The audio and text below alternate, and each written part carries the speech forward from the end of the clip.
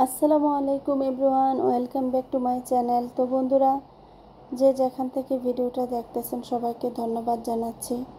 আর এই যে দেখেন ছাদের উপরের অংশটা, মানে এই পাশটা কেমন দেখাচ্ছে, এবং এই ভিডিওটা আমার মেয়ে করে নিয়ে আসছে আর কি। তো যেহেতু আমি অসুস্থ, আমি ছাদের উপরে যেতে পারি না, তো যার কারণে। আর বন্ধুরা দেখতেছেন আমার মা এই যে গাছের আগাছাগুলি পরিষ্কার করতেছে। তো আমার মা, আমি আপনাদেরকে প্রায় ভিডিওতে বলে থাকি আমার মা গাছের খুবই শৌখিন, এবং ওই শখটা থেকেই কিন্তু আমিও পেয়েছি, যার কারণে আমারও গাছের প্রতি অনেকটা দুর্বলতা আছে। মানে জঙ্গল না, মানে এরকম ফল ফ্রুট বা হচ্ছে এভাবে লাগানো দেখতে সুন্দর লাগে এগুলি আর কি।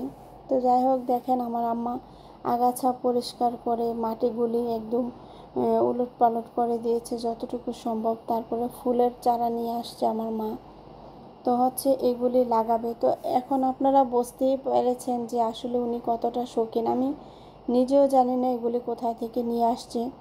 পরে আম্মা বলে যে এগুলি খালি পড়ে আছে, দেখতে কেমন লাগছে, কিছু ফুলের চারা লাগিয়ে দিলে দেখতে সুন্দর লাগবে। তো এটা বলে আমার মা হচ্ছে ফুলের চারা নিয়ে এসে লাগাতে চলে আসলো। তা এমনিতেই আমি আমার মেয়েকে বললাম, যেহেতু আমি ছাদে যেতে পারি না, তোমরা তোমার নানুর সাথে যাও, গিয়ে হচ্ছে ভিডিও করে নিয়ে আসো চ্যানেলে ছাড়ার জন্য। তো হচ্ছে আমার মেয়েরা ভিডিও করে নিয়ে আসছে আর কি। তো দেখেন বন্ধুরা, আমার মা কত সযত্নে গাছগুলি লাগাচ্ছে, ফুলের চারাগুলি লাগিয়ে দিচ্ছে। তো আমার মা আসলে বরাবরই গাছের খুব যত্ন করা, এবং গাছকে কখন কোন টাইমে কোনটা দিতে হবে, দেওয়া লাগবে, এই সমস্ত কিছু আমার আম্মা খুব সুন্দরভাবে মানে হ্যান্ডেল করতে পারে এবং বোঝে, জানে।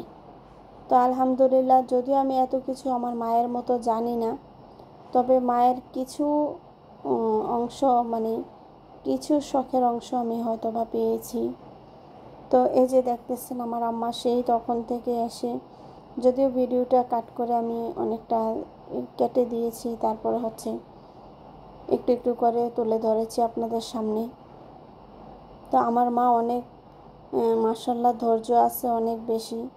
তো যে কোনো কাজ আমার আম্মা ছোটোবেলা থেকে দেখতাম যে ধৈর্য ধরে ধরে সব কিছু নিজে হ্যান্ড ওভার করে, অথবা নিজের হাতে সব কিছু করার চেষ্টা করে। তো আলহামদুলিল্লাহ, তো দেখতে পাচ্ছেন আমার মা কত সুন্দর করে গাছগুলি লাগাচ্ছে। তো যদিও এগুলি খালি পড়েছিল, তো আমার আম্মার কাছে বিষয়টা ভালো লাগতেছিল না যে অনেক দিন যাবৎ তোমার এগুলি খালি পড়ে আছে। তো দেখেন ফুল সহ নিয়ে আসছে। তো এই জন্য আমার আম্মা বলে যে না, এগুলিতে আমি ফুলের চারা লাগিয়ে দেবো, যখন তুমি কোনো কিছু এখানে করো তখন করবা। অর্থাৎ আমি ডিসিশন নিয়েছি এখানে বড় বড় ড্রাম এনে তারপর হচ্ছে গাছ লাগাবো। তো আমার আম্মা বলে যখন এটা তখন, কিন্তু এখন এগুলো ড্রামগুলো খালি পড়ে আছে, এগুলি আগাছা হয়ে আছে, ভালো লাগতেছে না। তো আমার আম্মা নিজের উক্তি থেকে এগুলি নিয়ে এসে হচ্ছে এভাবে লাগাচ্ছে আর কি।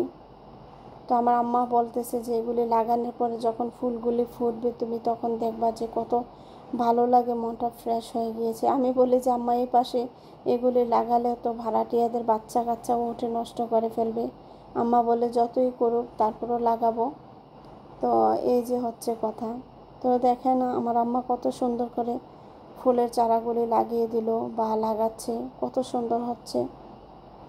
তো আলহামদুলিল্লাহ, দেখেন এভাবে পড়ে থাকা ছাদের উপরে বালতির মধ্যে আগাছা হয়ে যাওয়া ড্রামগুলি আবার ফুলে ফুলে ভরে উঠুক, এটাই দোয়া করি।